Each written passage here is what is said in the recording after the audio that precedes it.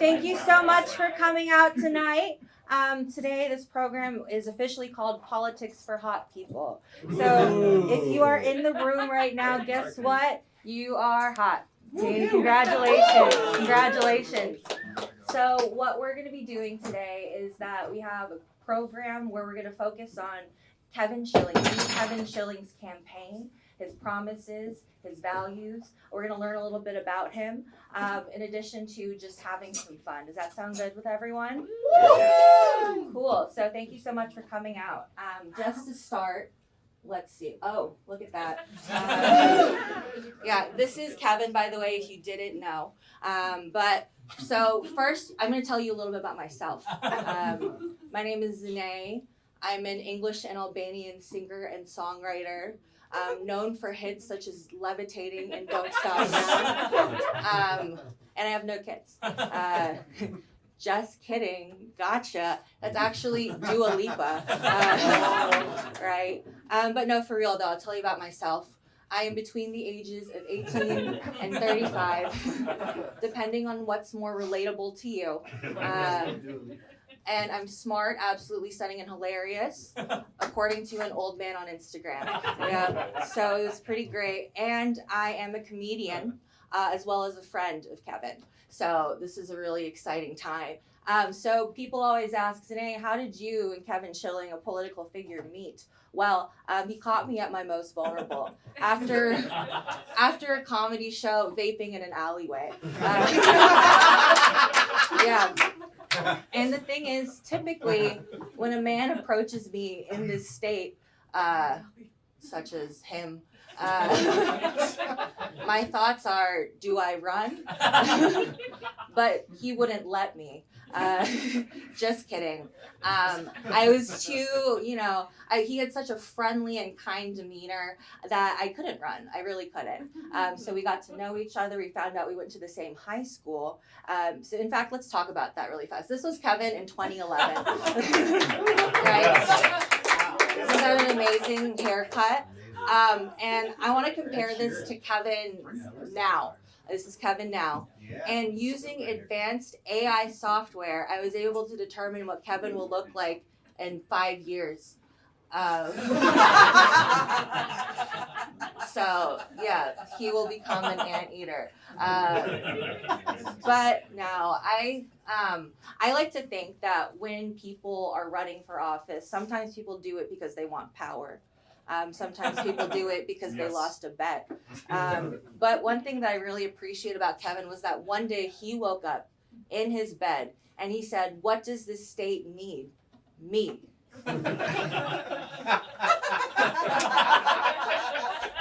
In a blazer on a ballot. But no, I just want to address the elephant in the room. Do I actually know anything about Kevin's campaign?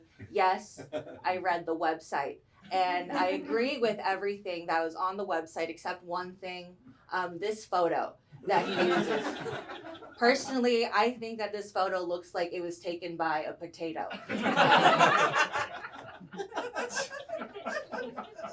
And so Kevin, right? And Kevin, I just want to take this time to give you some suggestions. If you want people to join you now, potentially use different imagery such as a cat. Or take the route of most universities and use a diverse group of people. But no, so one thing that I learned as well is that he's running for to be the representative of the 33rd Legislative District, which are 5 cities.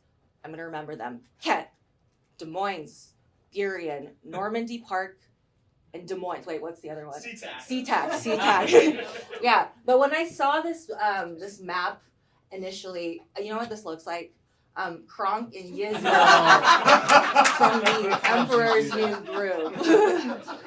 I think it's great. But anyways, on the website, he has his legislative priorities. If you read them, Then it includes workforce development, investing wisely, small business development, housing, public safety, drug addiction and mental health services, the usual. But today we're going to have the opportunity to learn a little bit more about these legislative priorities and again, more about him.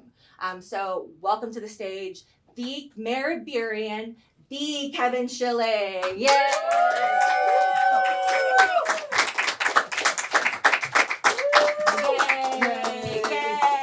So exciting. Okay.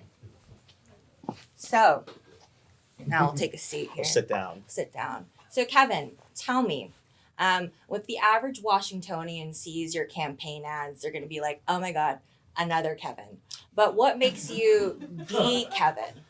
What makes me the Kevin? Mm-hmm.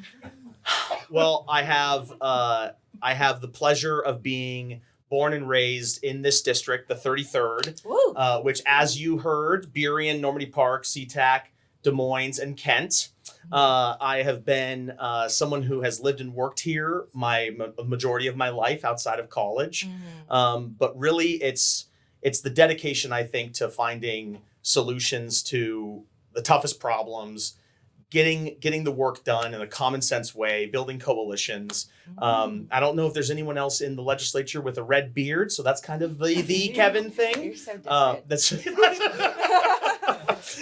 But mainly it's the Kevin because I was the youngest mayor in Burien history, and was thank you, and was able to solve some problems here in the city, and so I want to take the solutions we made here to go to the state level and solve them there. Ooh, that's so exciting.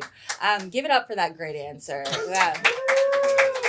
You got a good introduction here. So we're going to go into a couple different topics. The first being jobs and small businesses. So your first job ever, tell me, what was it? And did you kill it? My first job ever was a lawnmower. Who else mowed lawns as a kid? Yeah. So I mowed lawns as a kid, all the neighbors, and that was my first under the table paid gig. But my first job that contributed to Social Security was working at the local Performing Arts Center here in Burien at Highland High School. I was 14 years old, and that was my first job. You go in the backstage and you lift the fly-ins and you do all the tech, and that was my first job. And then throughout high school, I bussed tables at local restaurants and worked at local restaurants, saving money for paying for gas and driving to and from things from Aviation High School. So that was important. And those were my first jobs as a teen. As a teen. Yes. Oh my gosh. Look at that. You're just out here contributing to economic development. From day one. From day one. That's amazing. Okay. So you're openly pro-union. So what's it like being cool and right? I come from a union family. My dad's in the room. Give it up for my dad over here. Yeah. He's gonna hate that. But my dad was a 35-year member of SPIA at Boeing. So grew up in a household where he got up at 5:00 in the morning and got home from work at 5:00 at night with what I call being kind of like a lunch pail Democrat. You bring your lunch to work, and I remember as a kid being on the strike line with him when they went on strike in the late 90s, early 2000s. His dad was a machinist for 35 years, so multi-generational union family. I was a member of UFCW, which is the United Food and Commercial Workers, so bagging groceries.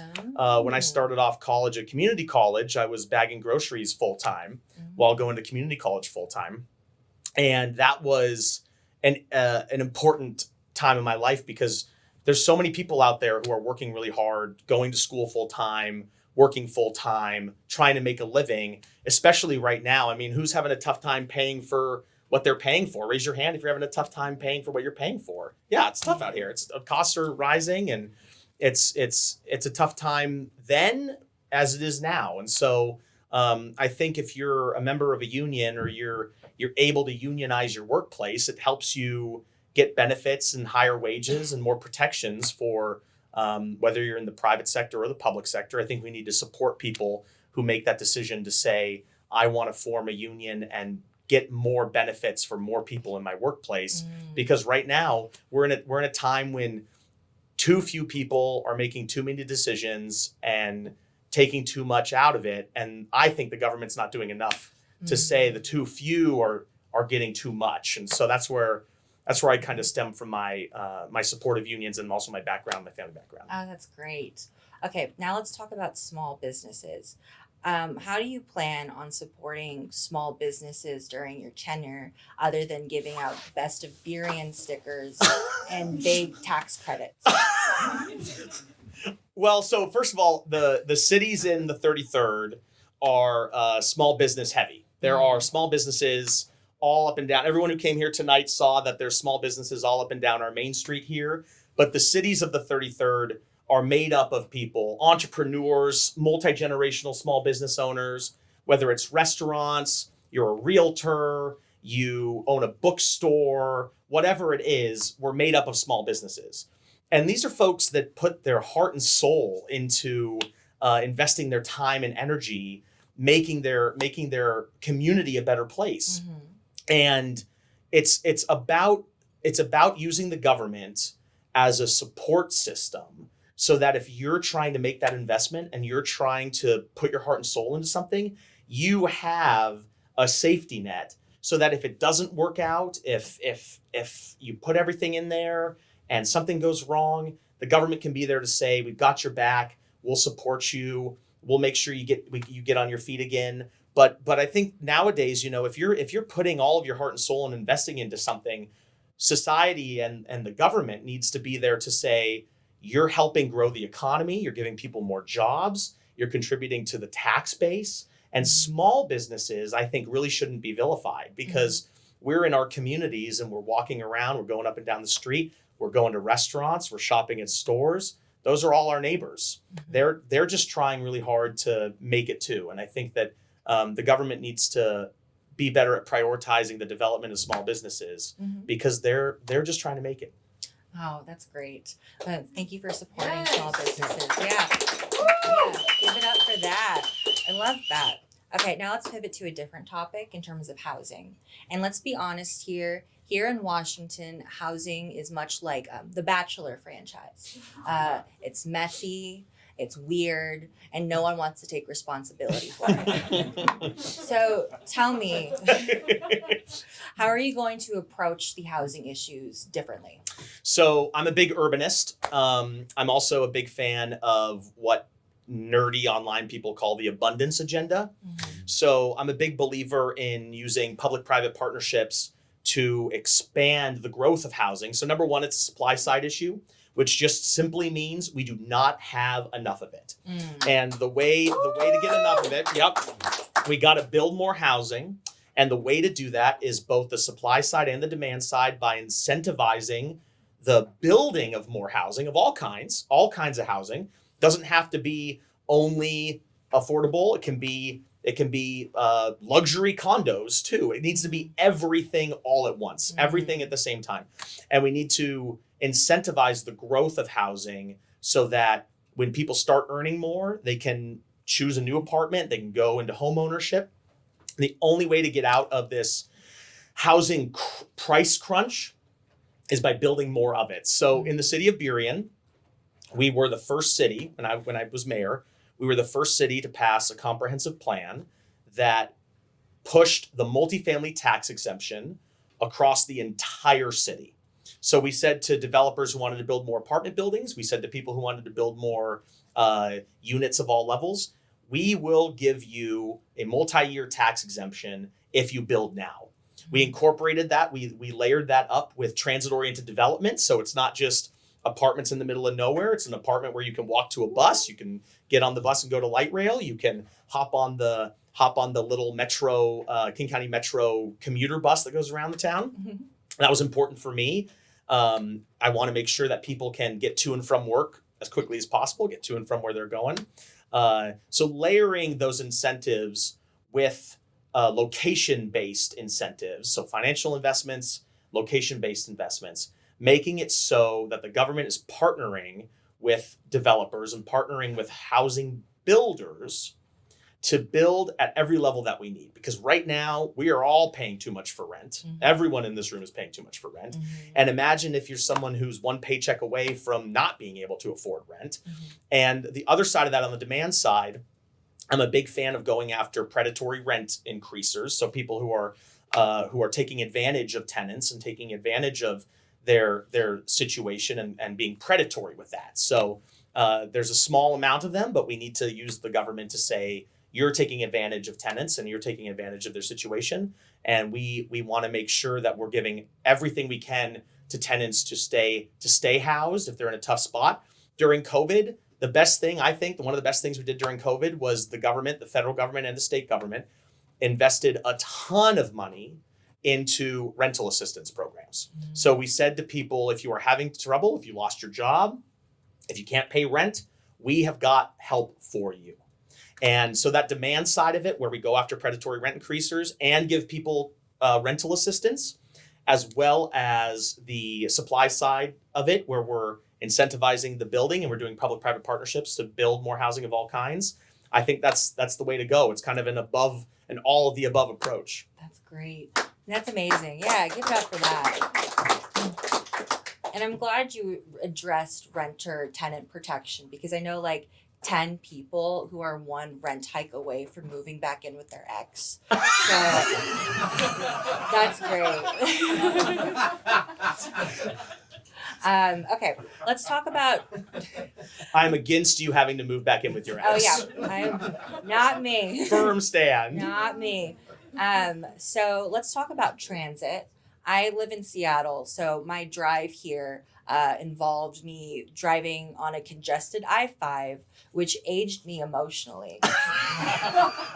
So what are your plans to help with the transit issues that we're facing? So the first and number one thing is that we should all be upset. We should be upset that we do not have light rail in and around the area. We should be mad about that. Yeah. That is something we should be up in arms about. Where's my light rail? I went to China and Japan. I've been to Europe, and I've been even in Mexico City. All around the world, they have fast, cheap, clean, efficient public transportation where you're not going to be worried about getting stabbed or having someone pee on you. And I don't know why we can't have that here. We should be up in arms that we do not have a transit system that you can hop on in your city to go to another city, and you can do that safely, efficiently, and quickly.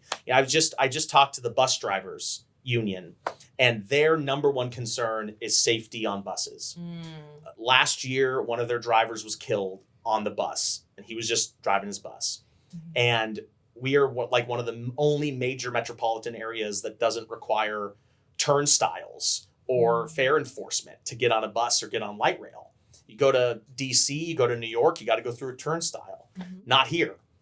So I think it's all about keeping and holding the publicly financed transit systems accountable to their timelines, to cost overruns, to deliverables. I think the most frustrating thing in America right now, especially with liberalism, blue state liberalism, blue city liberalism, is that a lot of liberals, a lot of progressives like to go and say, we want this, and then they don't actually do the implementation steps to get the outcomes that we want. And so I am a big believer in holding the government accountable to the outcomes, our expressed outcomes. And one of those things is light rail. My goal and dream for everyone in this room is to be able to drive 5-10 minutes and get on light rail and then go wherever you're going to go safely, efficiently, quickly. Yeah, that's great. I love that. Yeah. Okay, so on the topic of safety, what does accountability look like under your plan? Is it like Yelp reviews for cops? No, that would be bad. I think. Well, actually, Yelp review for cops. Interesting. I'm out here proposing ideas. Yeah, you're doing a great job. You're doing a great. You're my think tank. You're my think tank. I think in terms of safety, there's there's the requirements of having public safety officers ready to go, ready to respond to something in a quick and timely manner. Because right now, in a lot of our communities in Burien, we have an underfunded police department. And we are 12 officers short. And that is contributing, the reduction in police officers contributes to a reduction in response times.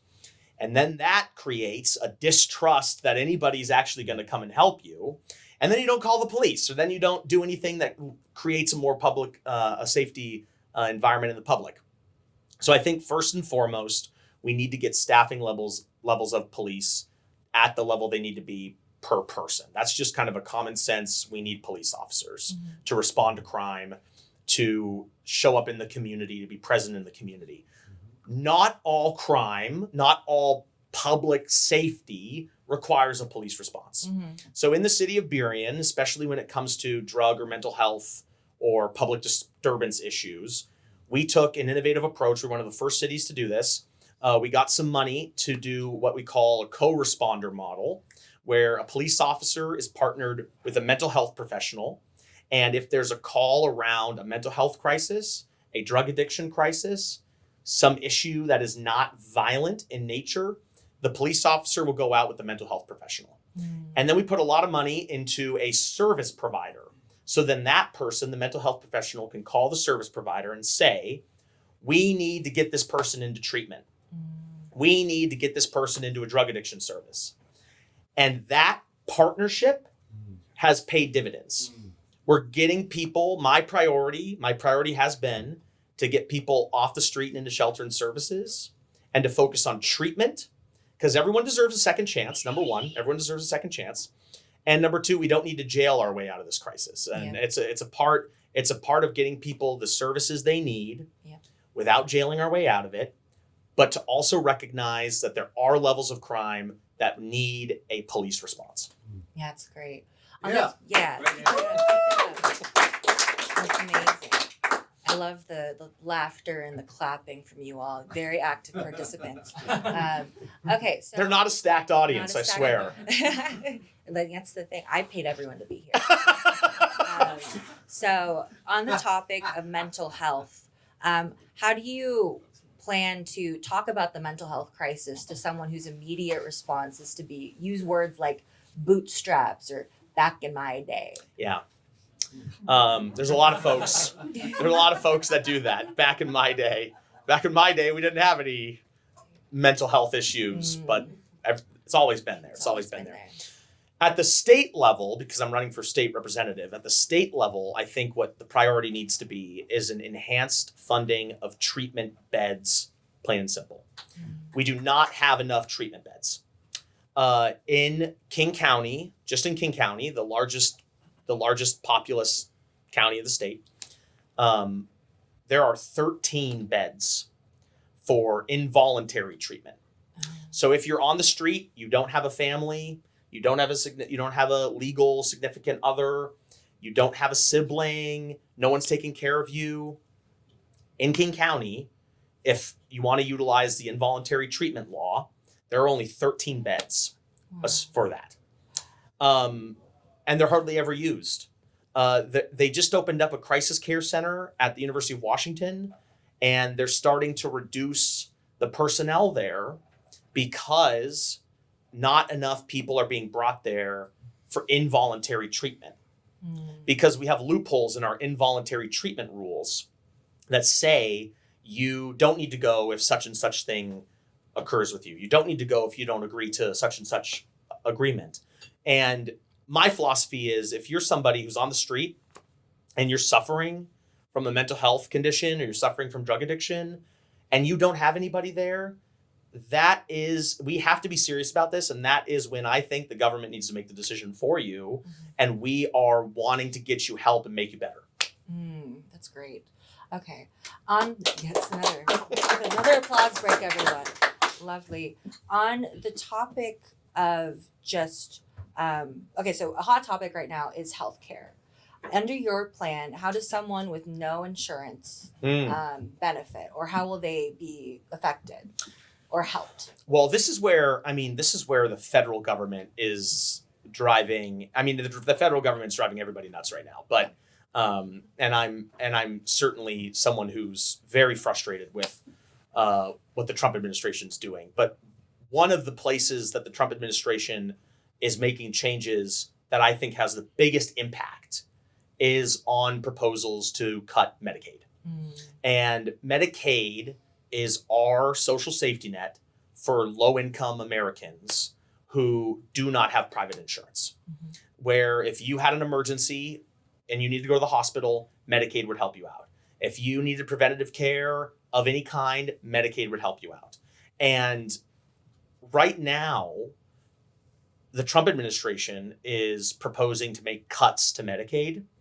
And when you make cuts to Medicaid from the federal level, the state doesn't have enough money to backfill the Medicaid funding to keep people covered, to go to the hospital, to do preventative care, to get your prescriptions. And it's a serious concern. Boo the Trump administration. Yeah, boo. And especially around, like, I'm a big social safety net guy, and I think that the more we can expand the social safety net, the better it is for everyone in America. And in healthcare, I'm a big believer in universal coverage. I'm a big believer in universal healthcare. I think that we need to be moving towards a system that covers everybody, because right now there's people falling through the cracks, and that's not good. But the state needs to make sure that it can prioritize the most vulnerable among us. And for me, the most vulnerable, I think, are the working poor who do not have enough to pay for private insurance, and then maybe don't get covered for the things they need because we don't have enough money to support it through Medicaid at the state level.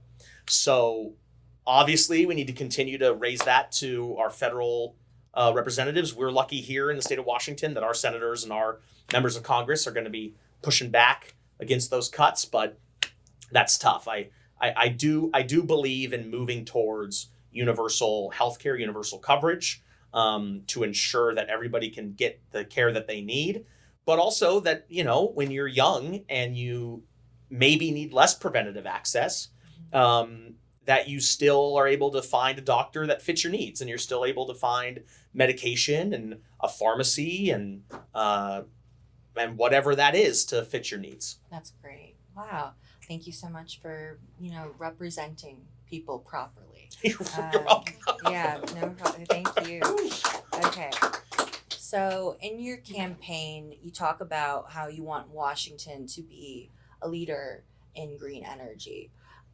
So in terms of like green energy, clean energy, and manufacturing, what do you plan on doing to make sure that we don't get lost in the transition? Yeah. In the shuffle? Okay, that's a great question. Manufacturing is stagnant right now. Manufacturing jobs are stagnant right now. And sort of the Trumpian MAGA idea of these insane tariffs is that we're going to put all these tariffs up and manufacturing is going to come back to the United States. But a lot of that manufacturing is stuff that's cheaper to make somewhere else.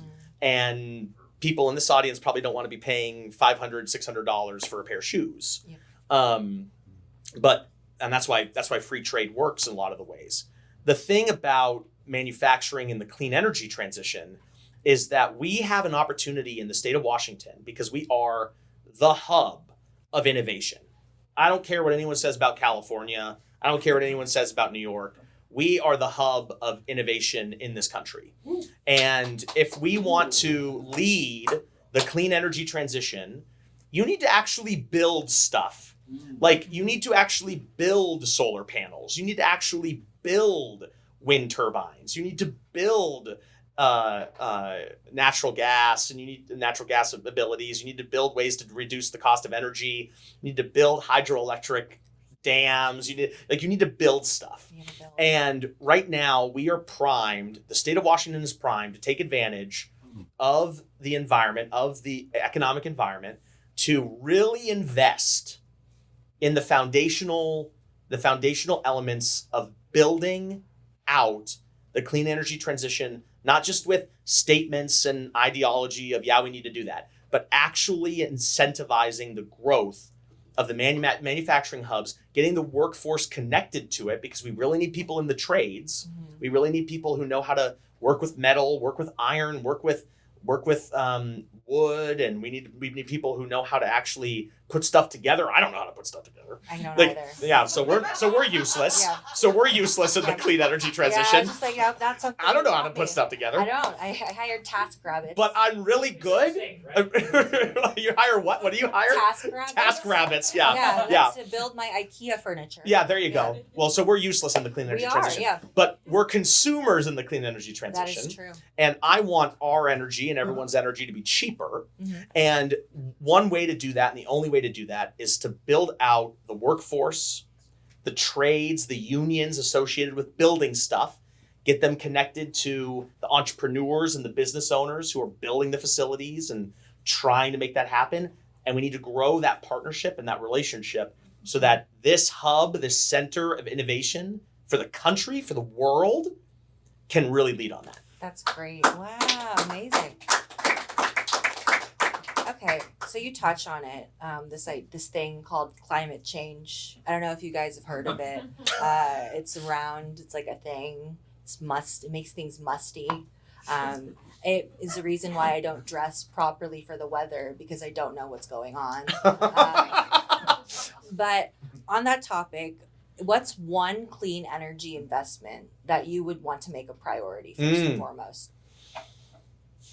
Well, I used to work for a member of Congress, and he liked to say that this is the first time in anyone's life where the weather forecast called for smoke.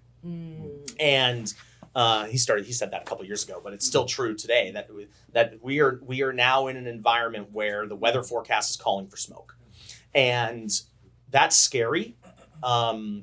And when climate change is causing massive wildfires in all of Washington, like for weeks, and we are spending hundreds of millions of dollars to fight those fires, when pollution is causing the air to be difficult to breathe, and when you see trash everywhere in the ocean, in the water, when you're walking along the shore, in the rivers, whatever it is, where you're just seeing trash, I think one thing we can do to be conservationists, to be environmentalists, to care for our planet, is to ensure first and foremost that people are making those correct decisions and not taking advantage of kind of loose laws around littering, not taking their trash to the proper trash, either utilizing the correct trash pickup or recycling, doing all that properly. But then when we're talking about the bigger scale, so there's the small scale of what people need to do. People need to recycle. People need to actually use trash opportunities where they're not just throwing them on the street. And I don't think anyone here is causing those issues, but like there are people who go out to the ocean and dump their stuff into the ocean. And so we need to be stronger willed in responding to that. But on the bigger scale thing, I'm a huge fan of carbon capture. I think we need to be doing more to tax and de-incentivize what are called negative externalities. So like pollution, really work towards, I think the answer to your question for me is sustainable aviation fuels. Aviation. Is sustainable aviation fuels. This is the coolest next step of innovation, I think, of scientific innovation, where instead of a plane flying on gas or whatever, sorry, Dad, I don't really know what plane, like, whatever plane's flying on right now, whatever it is, they can move towards flying on wheat products, on hemp products, on things that are renewable. Because right now the biggest source of carbon emissions are planes. Oh no. And flying. I know, it's terrible. Gosh, I know. how dare they? I know. Yeah. So I think the biggest innovative thing we can be doing is sustainable aviation fuels. Wow. That's whoa, amazing. Yeah.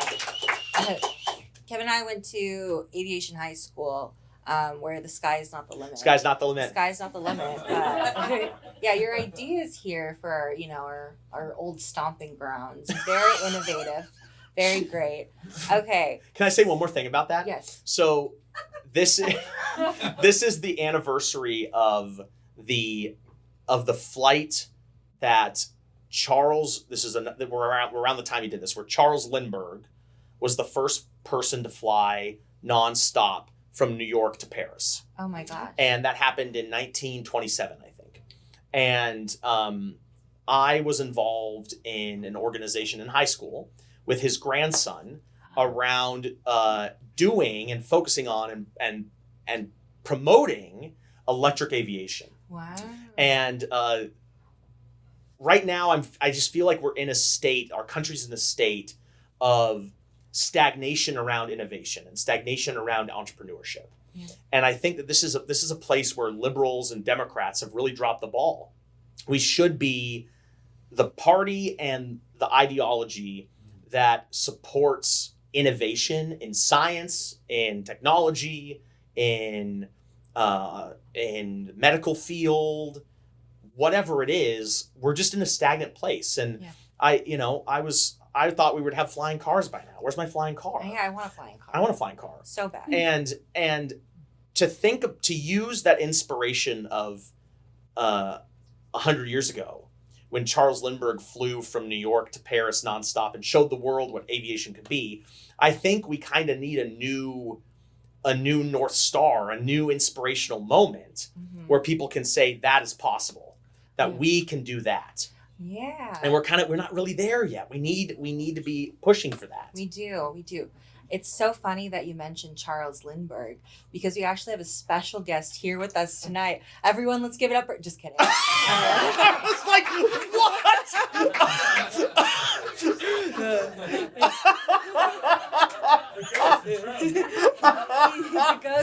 He's actually in the room with us right now. Oh my goodness. Okay, so let's go on to more general topics. So in your perfect world, what would be a mandatory class for all newly elected officials for them? Oh, that's a great question. Yeah. I was joking the other day that I'm so sick of debates, because I think like political debates don't show us anything anymore. Mm-hmm. Everyone goes with their talking point. We're all sick of electioneering. Aren't we all tired of politicians anyway? Yeah. And slogans are boring and stupid, and everything that politicians are presenting to us just seemed like it's boiled down and unintellectual. And I joked that I want to see the next presidential campaign. I want there to be a book report. Oh, a book. Because I guarantee you Trump couldn't do a book report. Can't do book report. And I guarantee you he couldn't write a bibliography. He can't. No. Yeah. No MLA citation. Where's the MLA citation? Yeah. Show me the bibliography. and I think that we're in a time where we want our politicians to know stuff. That's good, yeah. And to be able to think through difficult topics. The other thing I was thinking besides a book report is like I want my next president to have to go on like The Amazing Race or Survivor or something. Like show me your real skills. Show me your real skills. Like how do you build a team? Yeah. Pitch yourself on Shark Tank. Yeah, Shark something Tank, like yeah, that. Something like that. But we're not doing any of that. So what do I want? What a class I think everyone should take. Well, if I was answering that question for city government, the funniest thing about city government is when I first ran for city council, I did not know how important understanding parking was going to be. Parking is like the worst thing ever. Oh my God. I collect parking tickets, actually. That's not good. You need to pay those. Yeah. And I do. Yeah. You do. Yeah. So much. But keep going. Well, and there's a couple bills that are going through the legislature right now. Like I'm a big believer, and I don't know how people think about this, but I'm a big believer in just abolishing parking requirements. Just get rid of them. Like they cost a lot of money. I don't want people to, if you're going to live in the middle of the city, you're not going to have a car anyway. Get rid of parking requirements. I think that's been going through the legislature, and it might be going to being passed. But what class do I want politicians to take? I think politicians really need to take a speech and public speaking class. Oh my gosh. Because so many politicians, when they get up in front of people, either can't, or they say a lot, or they stumble a little bit, or they don't know how to breathe, or they don't know how to actually like be up in front of people for a long period of time, they suffocate on stage. And so I think a lot of politicians need to take a speech and public speaking class first and foremost, or a theater class, something that gets you in front of people. Yeah. When it comes to sort of like educational classes, though, I really do think that politicians right now need to learn how to articulate and write why they believe what they believe and why they made the decision that they made. Mm-hmm. And because so often right now an elected official will make a decision and then they won't explain what they've done. Mm-hmm. And they'll just say, I've made that decision.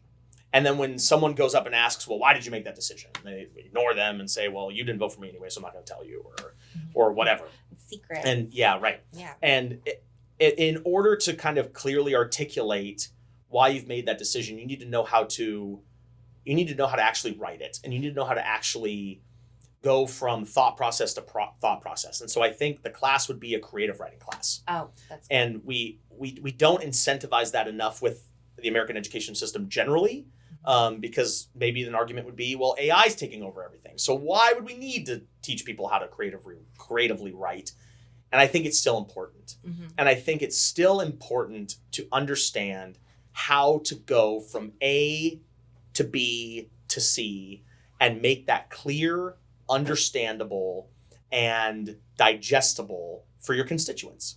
Because if Trump can't write. Yeah, he can't write. He can't write. He can't write a screenplay. Yeah, right. I mean, he didn't write The Art of the Deal. Oh yeah. And I think that we can really benefit from politicians being more clear and creative on how they're explaining what they did and why they did it. That's great. Yeah. Thank you so much for sharing that.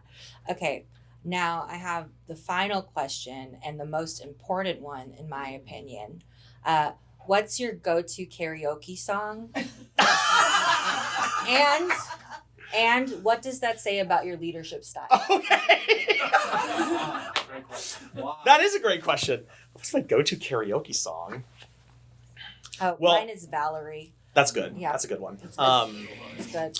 I used to sing country. Oh. I used to sing like Live Like You Were Dying by Tim McGraw, which was kind of a random one. Mm-hmm. I've moved on to Celine Dion. Ooh, I've been singing Celine Dion. Yeah.